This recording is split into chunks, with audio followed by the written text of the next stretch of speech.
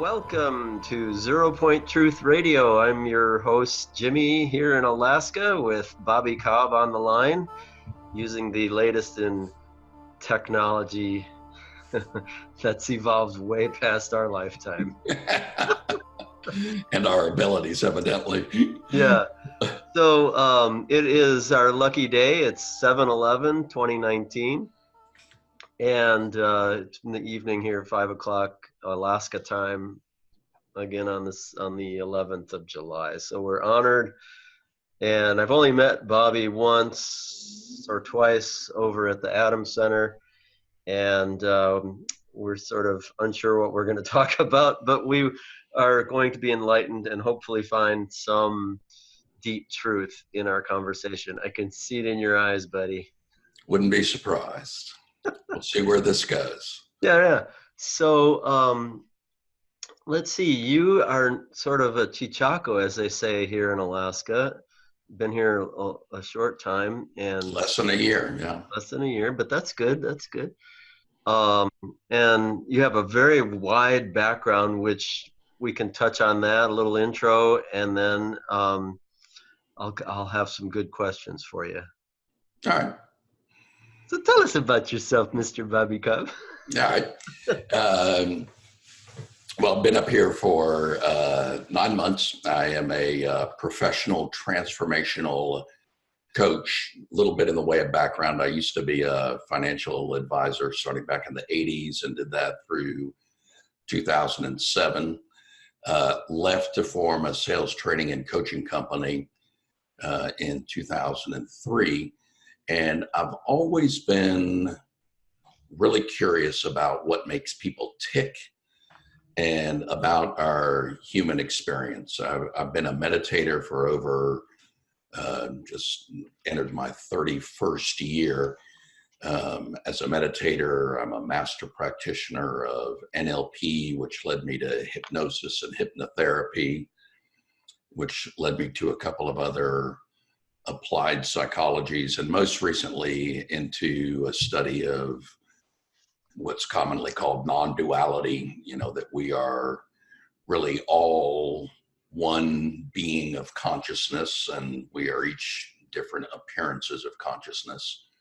So I use that perspective and that knowledge now to help people make their way through the world a little bit more easily and effortlessly, and help people to understand that kind of the way things look to us are not really the way things are, that we live in a perceived reality, and that we are in a, we talked on Sunday about living almost in a virtual reality environment. The way that I think of it is it's a represented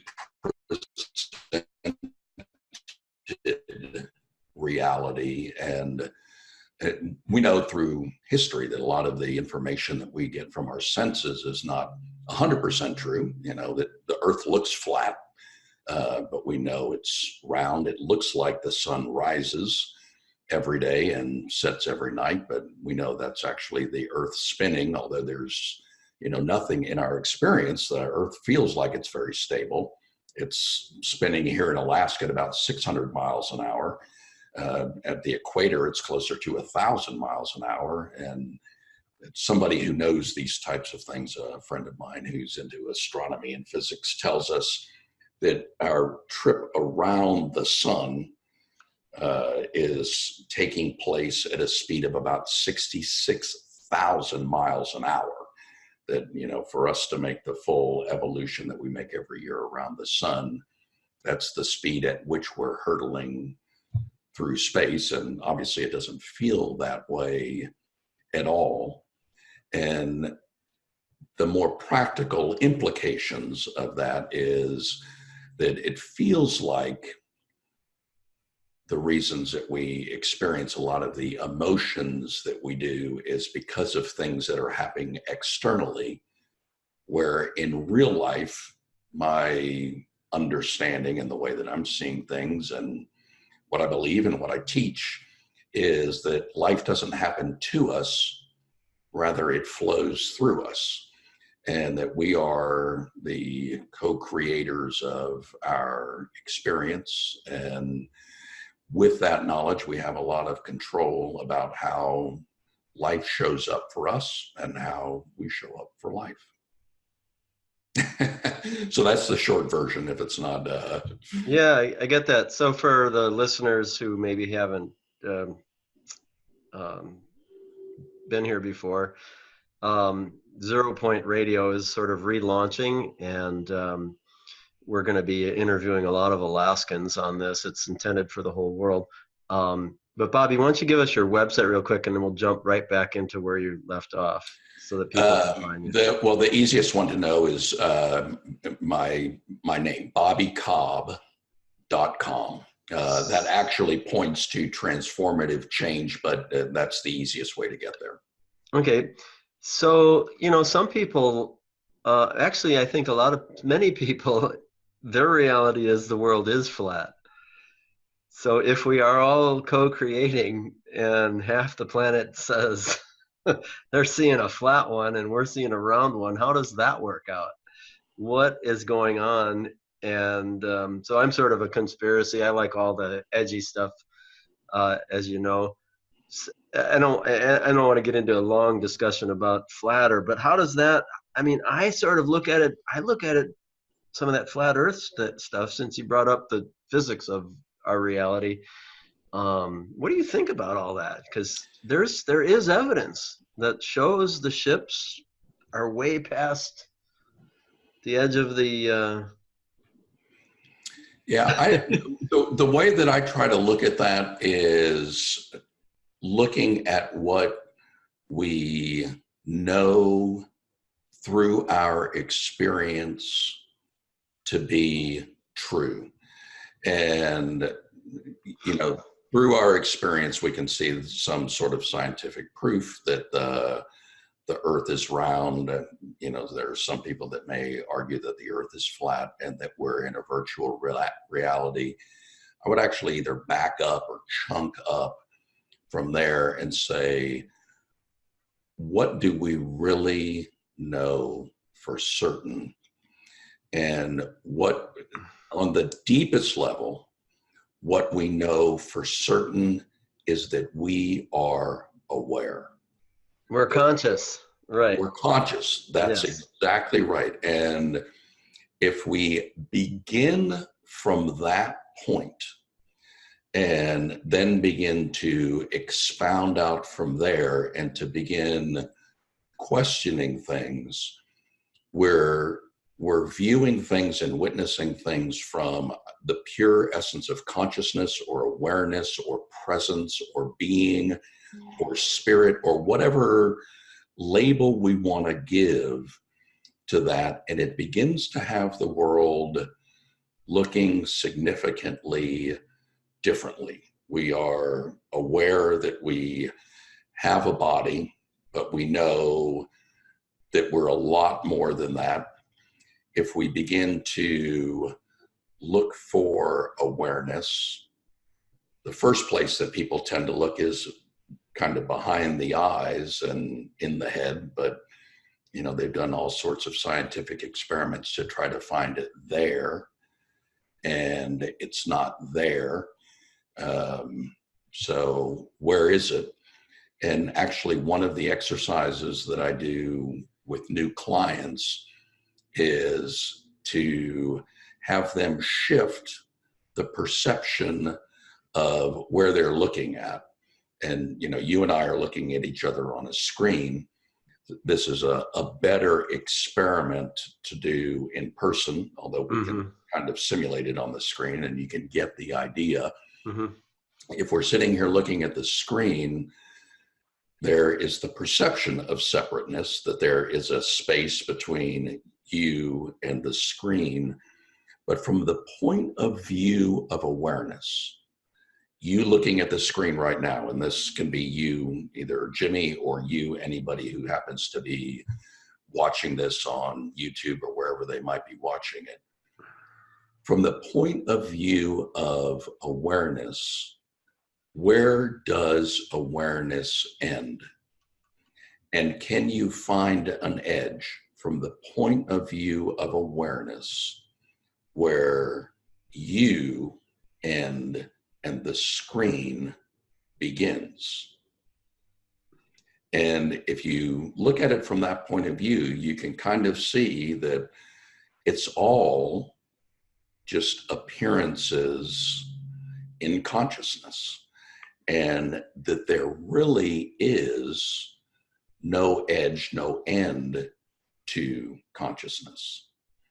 Right. So Another, I felt, as you were explaining, I was like, okay, we are actually connected. And when we set that intention, so that when we're connected in thought, right, and we can maybe do like, what card do I have behind my head, you know, or we can play with those sorts of synergies. And oh, I forgot my question. So living from the inside out is what you're saying. So yeah, so so people are, why are so many people asleep? Why do people just go through, and what I'm getting at is we're taught really what our reality is. yeah. We come in as this little experience packet. We pop out of a body and we begin to experience. And it just befuddles me that people just don't ask that one simple question: why am I here? And once you The do that, the universe delivers. Once you ask that question, yeah, that's what I found out. yeah. And that's what I found out as well. And I think that's anybody who is really doing uh, a direct inquiry to find out, who am I? And you very quickly, it's conditioning, so why are so many people asleep was your question. Mm-hmm. And my belief, the answer to that is we're conditioned that way because, when that little baby is born, that packet of pure consciousness, a baby for their first year and a half to 2 years of existence is 100% aware, 100% in the moment, does not perceive any separation between itself and its mother or its father or its big brother or aunts and uncles or, guests who happen to come over. It's all the experience of this bundle of pure awareness. As soon as we start to speak, then the conditioning begins. And the conditioning is innocent. And, our parents conditioned us, we're conditioning our kids. But I think there is an awakening that's going on right now that has the potential to break that conditioning. And but think about the conditioning is, so a mom will say to a baby innocently that, when you do that, that makes me mad. So all of a sudden they're creating the duality. There's you and there's me, and there's the perception that something that you do can affect the way that I feel. And that is constantly reinforced. It's reinforced by teachers and Cub Scout and Girl Scout leaders and coaches and ministers and every adult that is there. Then the conditioning continues as soon as Madison Avenue starts to get on us. They not only are reinforcing that, but they're adding something to it in that you're lacking. You don't have everything that you need. So Jimmy plus a new Ferrari is going to equal a happier Jimmy. Or, Bobby plus six-pack abs is going to equal a happier Bobby. So the conditioning continues that not only are we a completely separate individual on our own, but also that we're lacking. So people go on a spiritual journey seeking, trying to find something. But my belief, and from what I'm seeing, is there's nothing to find because it was never lost. It's like the sun that was always shining. We are, at our essence, our authentic self, we are pure consciousness. And that pure consciousness is always shining. We may be looking away from it like we are, during the night when we can't see the sun, or we may get so lost in the illusion that it's, sunny outside, but today in Anchorage happens to be a very cloudy day and you can't really necessarily see the sun. It's still there.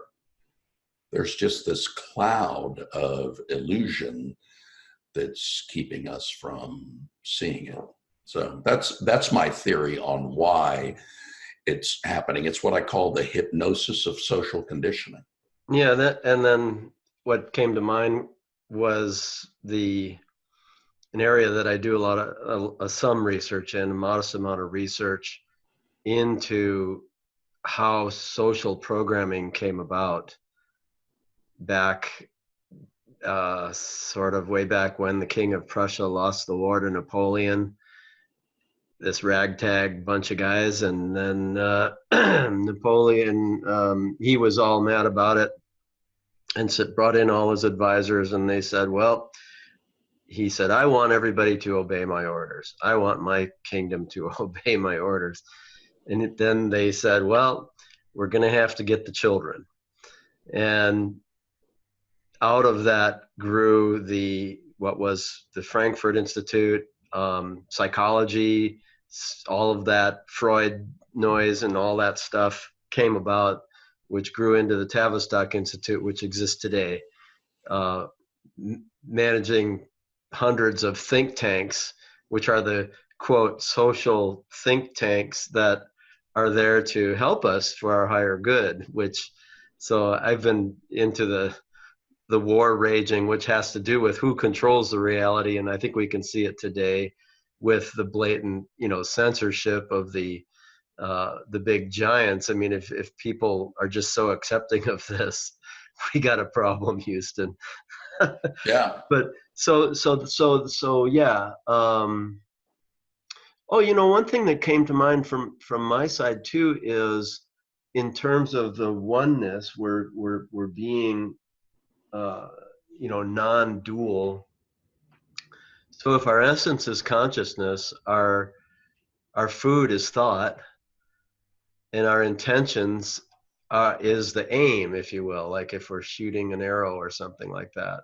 So I wanted to ask, how do we change our perception, obviously through meditation and things, but a little thing that I played with is if we're all connected in thought and we're all connected, that when you're listening to a YouTube or you're hearing some experience or you're listening to music, to set flip that mental switch where I am with this moment. I am in this moment of music or in this moment of some new awareness that's come about. And I do that when I'm even watching YouTubes, or crazy as it may sound, when some kind of negative television something comes on. I don't watch much television, but when some type of input comes on, I push back with all my consciousness to everybody who's watching it. Could that work in the high end of things? Well, the one thing that you said there that definitely rings true for me as well is being present in the moment. And one of the things that I notice is people spend a lot of time traveling. Most depression comes from ruminating over the past. Most anxiety comes from fearing about the future. So mentally, we spend a lot of time traveling. Interesting. it's what a colleague of mine calls la la land, which I've kind of adopted that. And we're not built, we're not optimized for la la land. We're optimized for the present.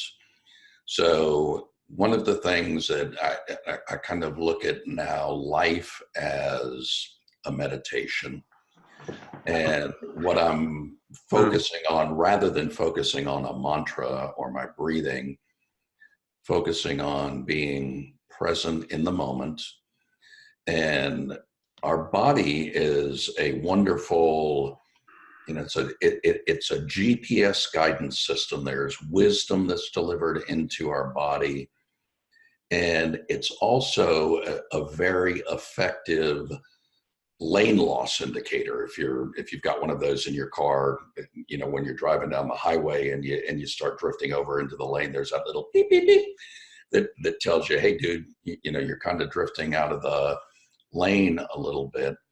And my experience is our body will do that exact same thing for us.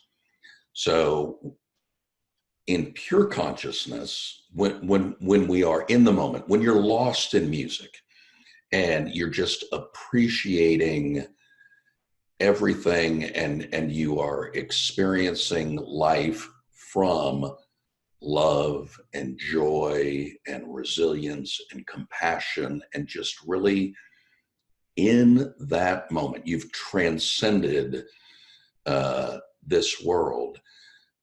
It's a wonderful feeling, and in fact, oftentimes it's even beyond feelings.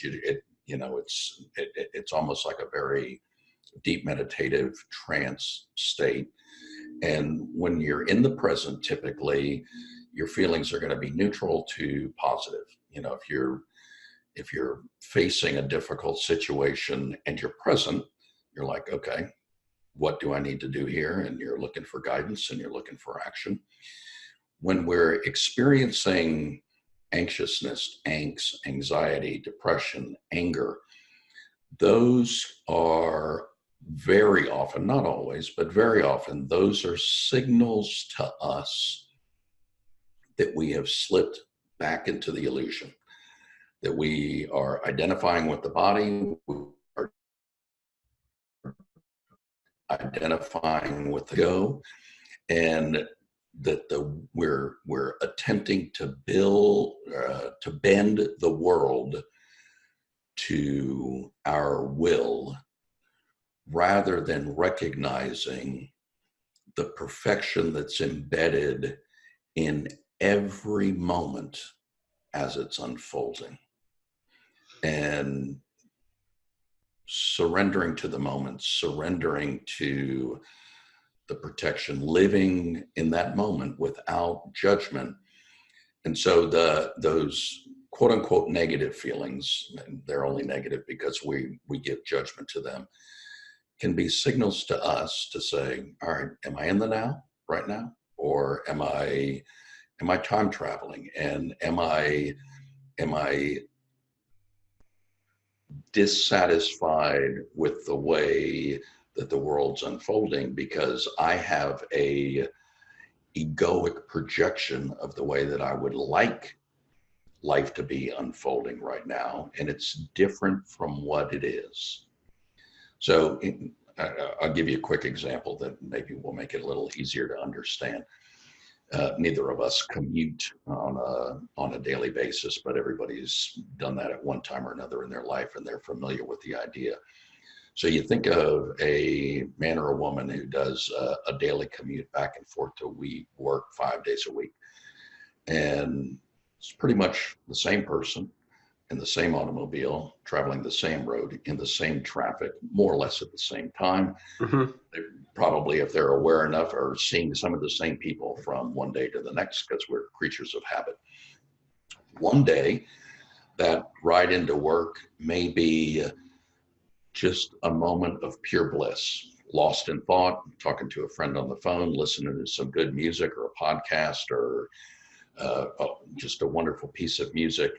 and you're stuck in traffic and you think, I'm going to be late, but that's okay. You know, I'm in such a yummy space right now, and I didn't really want to go to that 8:30 meeting anyway.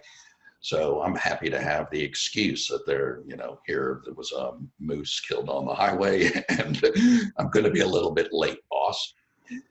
That same person in the same car on the same road in the same traffic the following week might be so agitated that if somebody were to cut them off, there's a chance they may reach underneath the seat, pull out the pistol, and shoot the guy's tire out. No. What's changed? The car's the same, the person's the same, the traffic's the same, everything else is the same. The one difference is what's going on inside. And I will submit to you, the key difference was on that yummy day, that person had transcended their constructed identity, the facade, the mask that they hold up to the world. They weren't lost in the way that they would like life to unfold. They were experiencing a state of, they were in touch with their essential self. They were seated at their center of authenticity. The next day, they were probably time traveling, stressed out, worried about something that happened the day before, or worried about something that's coming out next week, getting all amped up. Our thinking is amping up our emotions. Our body is like spitting out cortisol and adrenaline and all of these other, neurotransmitters that are getting them ready for a fight or flight type of situation, and they're amped up. And mind body is a closed loop, and so their thinking is becoming more agitated, and that cutoff happens, and boom, snap. So as we can recognize and get more and more in touch with the signals that, through just the beauty of the original equipment factory installed by the manufacturer and built to work in reality, in the now, in the moment, and be in touch with the wisdom, the more that we can recognize when that's not happening, the more that we've got the ability to adjust and just say, hey, what's going on here? Am I seeing life as it really is? Or did that magician suck me in again? And have I gotten lost in the illusion? Mm-hmm. And in fact, Einstein, one of his quotes is, reality is an illusion, albeit a very persistent one. Yeah, it's just the way the world looks, and it's in harmony with our conditioning that life happens to us, rather than what I believe the reality is, that life flows through us. Yeah, I like it. It's really good. So we started talking about perception, and we're talking about presence inside our awareness. So how do we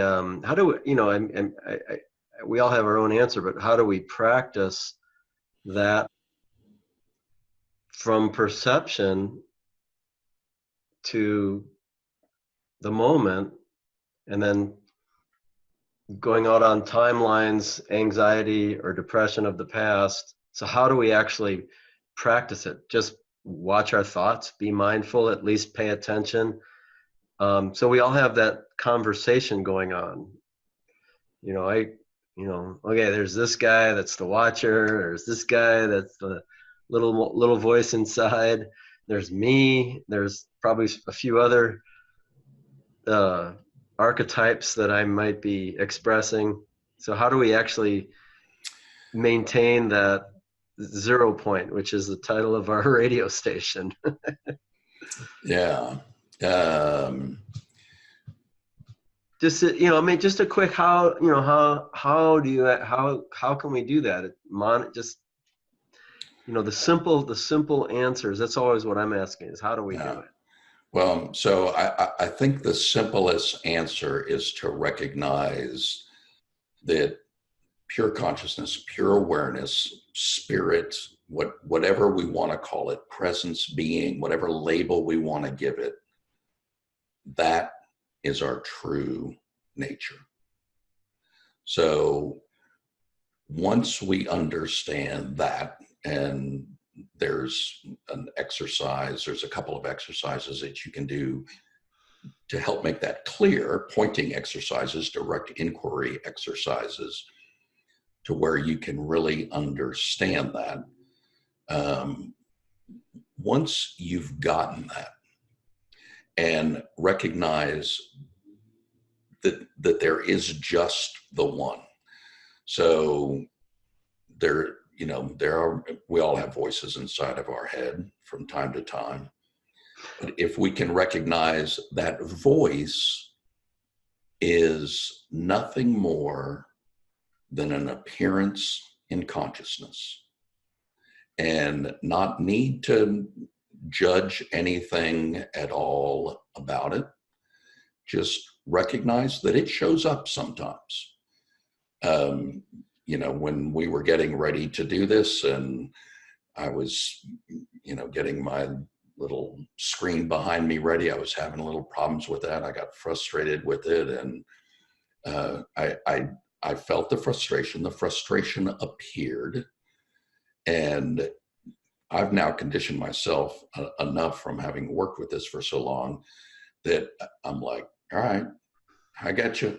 And to me, that frustration is a signal. So where did the frustration come from? Well, you and I had agreed that we were going to meet at 4:30. I'm running late. So the little voice inside my head is saying, hey, it's 4:30. It's 4:30. Jimmy's going to be waiting on you. You're running late. Mm-hmm. And you don't want to run late. You're not a running late kind of guy. And so I've got that dialogue going on, which is what's creating the anxiety. So how do you get beyond that is to recognize, all right, this is just me getting lost in the moment. Take It's a all deep going to be breath. cool. Yeah, take a deep breath. It's going to be okay. I texted you and I said, hey, I need a couple more minutes. And you texted me back. It's all good. And whoosh, back in Yeah. the moment again. So to me, there's a couple of simple exercises that you can do. And I'll give you one that your listeners can do. Okay. This is something that Oh, um, I teach my new coaching clients is we've all got smartphones. Set a countdown timer on your smartphone for some odd series of minutes. Around 20 seems to work really well for a lot of people, but whatever works for you. So maybe like 23 minutes and 22 seconds. Set a countdown timer, and when that timer goes off, stop and just take a little inventory, do a quick scan. How are you doing in that moment? And you'll quickly begin to notice a couple of things. One is throughout the day, if you're doing that all day and it's going off 50 times during the course of the day, you'll notice giant swings up and down and up and down. And I mean, that's just the normal ebb and flow of our emotions throughout the day. Then if you take it one step further and say, okay, what's going on right now? What am I thinking? What am I feeling? What's going on in my head? How present am I? Am I in the moment? And you'll just start to see how much of an architect of our own internal experience we are. But the purpose of this exercise is not an attempt to control the emotions that we're experiencing. There's no need to control that at all. It's more to recognize that that's part of the beauty of the system, that those feelings are our GPS. And when we're starting to feel anxious, when I was feeling frustrated, it's, that's the GPS saying, dude, you're getting worked up. Calm down. It's going to be okay. Take a deep breath. Exactly what you said. And which I did. And all of a sudden, just what plops in is just text Jimmy. It's going to be okay. I texted Jimmy and it was okay.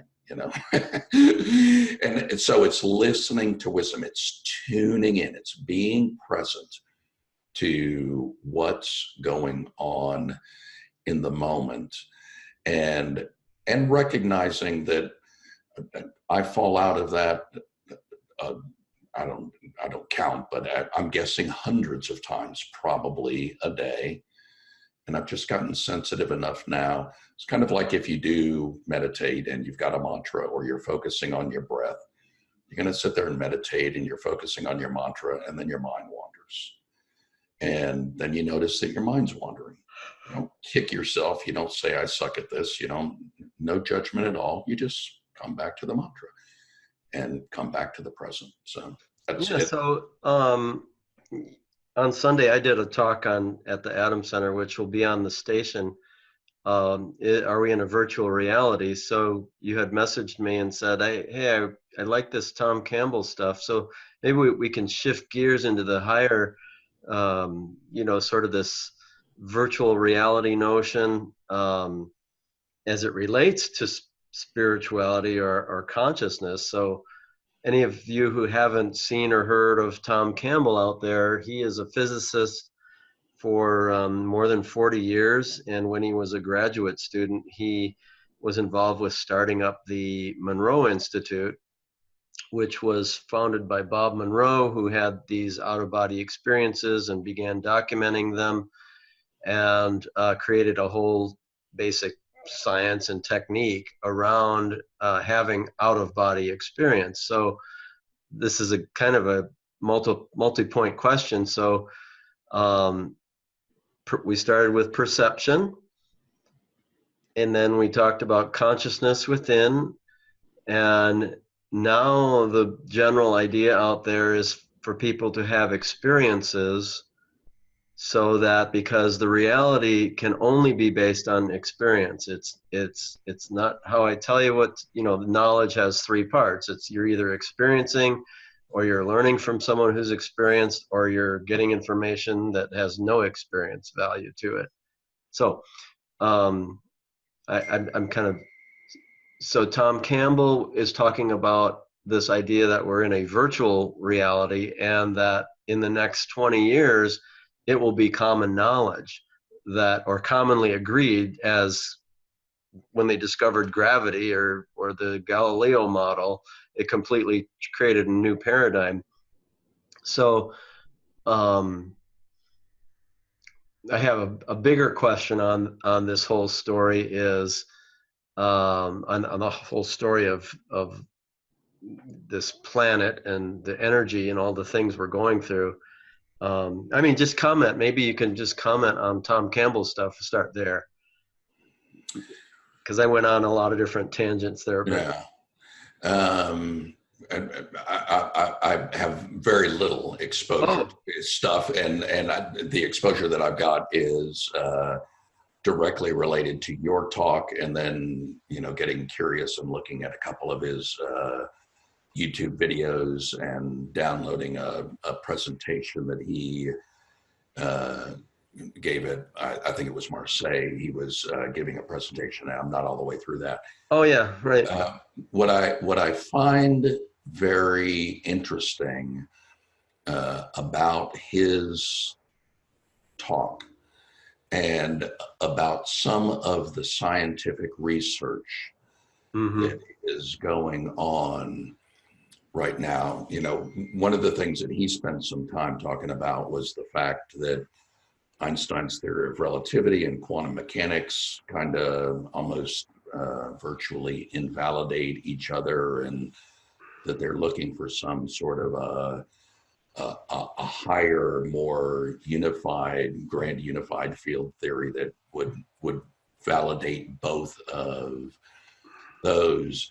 And it's so cool to me that we're seeing this merging of, I think of the exploration that I'm doing is much more spiritually based than it is scientifically based. I'm not a scientist, and I'm not super deep in that, but you listen to his material and you can see that it's like these two things Right. are very definitely beginning to point in the same direction.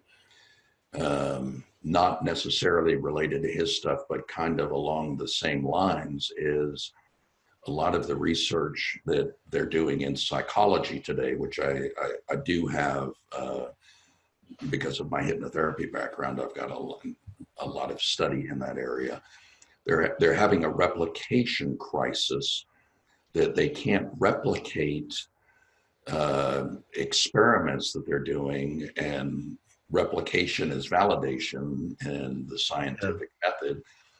And there is an emerging theory, an emerging field of thought in psychiatry and psychology, that what they're beginning to believe is that all of our physical ills, our mental ills, our emotional ills, all have one common cause, and that is chronic mental stress.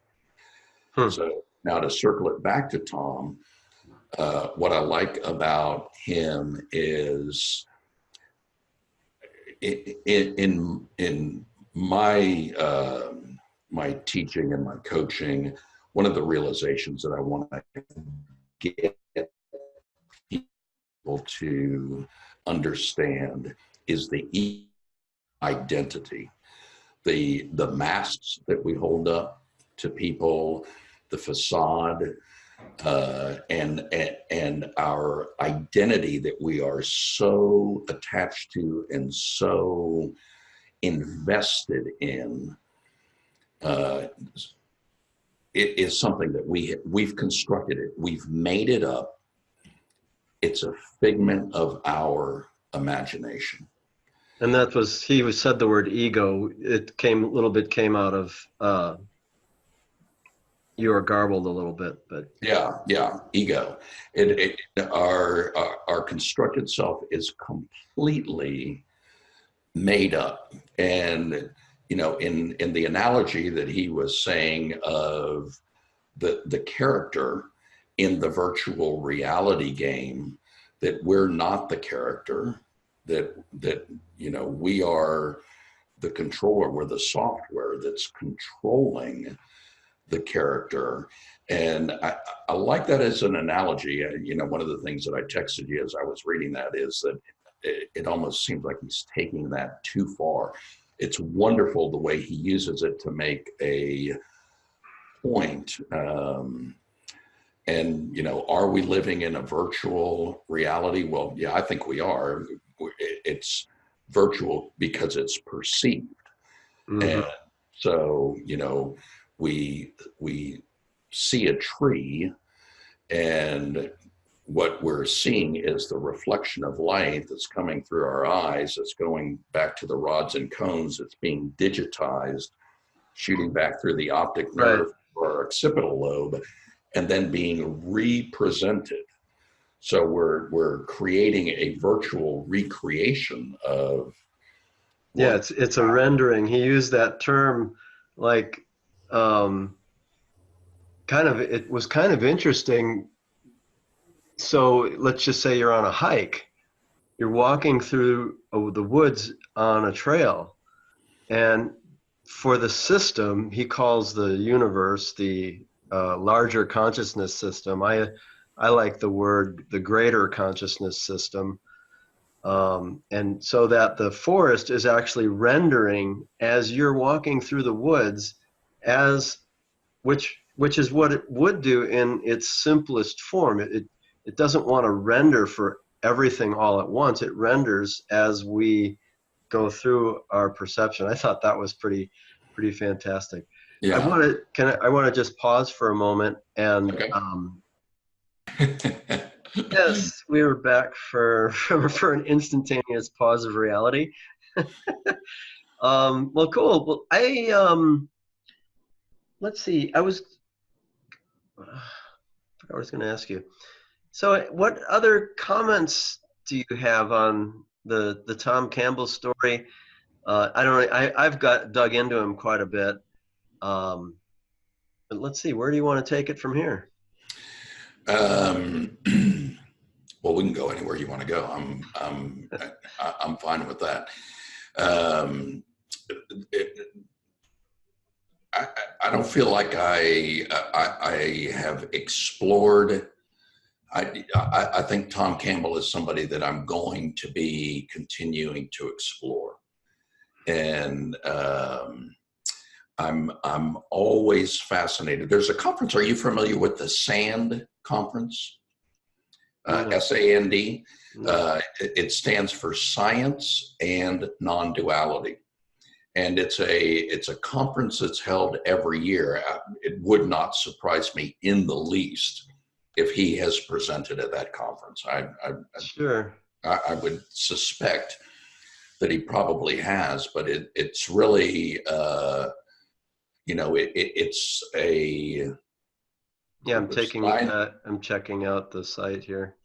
It's a group of scientists and non-dual teachers, Advaita teachers, who get together to talk about really what the similarities are, and it's fascinating. There's another guy. Let me see, No, that looks Bernard. like a nice nice channel to study up on there. Looks like they have YouTubes and things.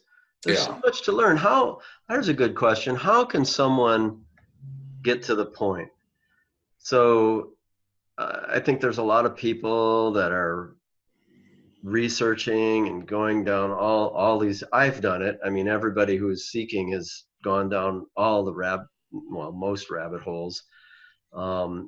Something that comes to mind that I learned from early on when I sort of reawoke was ask your inner self. And better than that, ask your inner self, what questions should I be asking? And that drove me to some real interesting. I attracted things. Universe started feeding me answers to the questions. So that was cool. yeah. Yeah. So yeah. Uh, well, I think that is the path. As you begin to explore, I think if you think about it, every major religion in the world has got certain commonalities, that there is something bigger. They have different ways of getting there.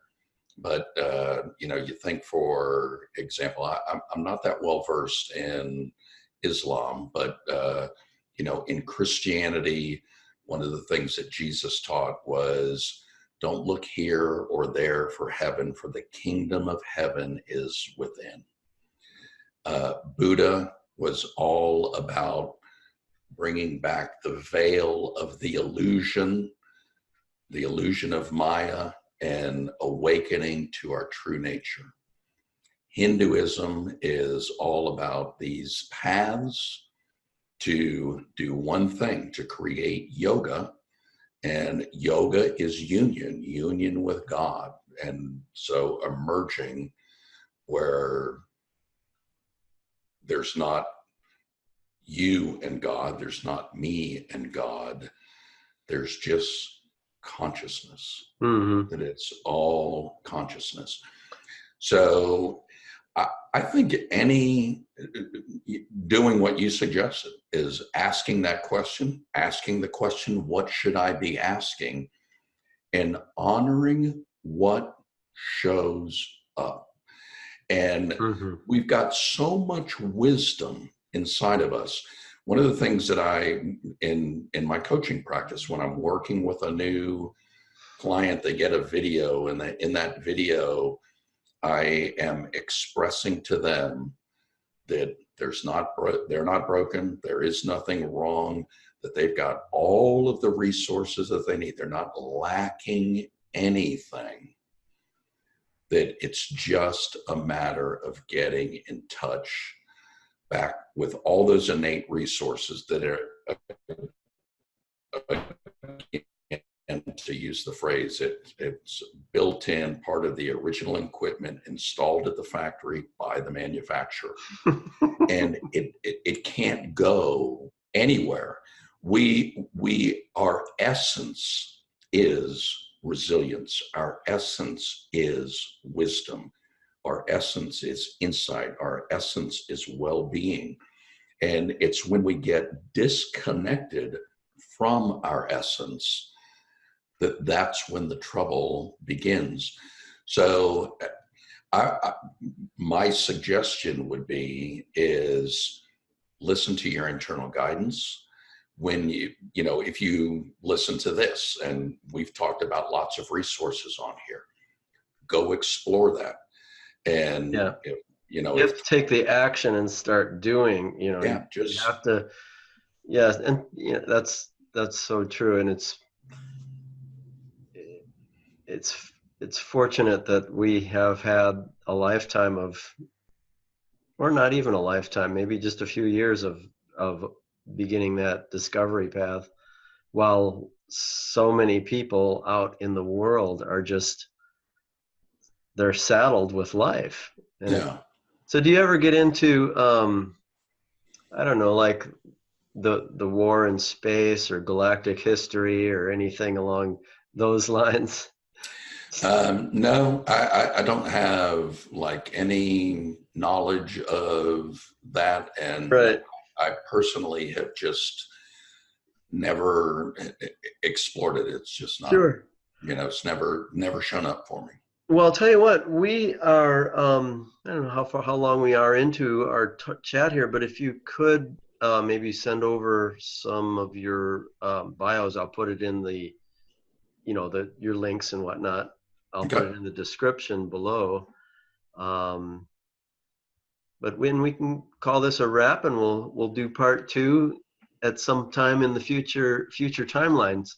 Yeah. Okay. Cool. I do remember one question before we go, because the word timeline came about, and something I liked about Tom Campbell's work is the power of mind, the power of thought, the power of intention. And he said intention is everything. And when you put forth an intention, you actually adjust future probabilities.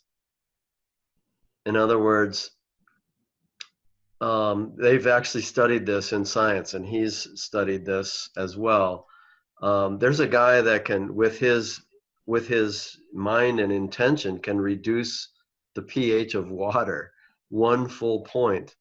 Now, he does it incrementally, so the probabilities are, you do this tiny little bit each time. So I find that power of mind, the power of intent, and like, if you, like, this is something that I like to share with people. If you find yourself life keeps coming at you, right, and it keeps throwing you a loop, if you just acknowledge, hey, why am I creating this? And then go out on the all the potential timelines, all the choices that you can make in the future, go out on those timelines and shield yourself or defer the timeline that's bad and enhance the timelines or probabilities that you want. I find that to work for me when I want to manifest something or create. And universe works really cool once you get into that synchronicity. Like the other day, consciously left my home to go on a bicycle ride in the woods without a water bottle, without some water. And I was like, okay. Lo and behold, on the trail, there was sitting a water bottle. and I picked it up, and I was like, okay, There you thanks. go. I mean, can you believe that stuff? Yeah, I can. I had an interesting conversation with a new client that I've been working with for about 3 months or so, and it, we've been working on being, with this person being very much more present in the moment and all of this. And he was talking about some things like that that were showing up for Good. him. Right. And here's what's his take. You may or may not agree with this, but he's been noticing an enormous amount of things like that showing up in his life. Nice. And he said, and I've been thinking about this, and I think I can think of 3 reasons that may be causing this to happen. One is I've got an enormous amount of clarity about where it is that I want to go, and the universe is aligning itself to support me and celebrate my clarity. And he said that in a way that, just his verbal tone was kind of like, nah, that's not the one I'm going with. And then his second thing was I've tapped into the secret, and I'm just vibrating at the right level, and I'm magnetically attracting all of these things into my life. And again, he said that in such a way that you were kind of like, all right, that's not the one that he's buying either.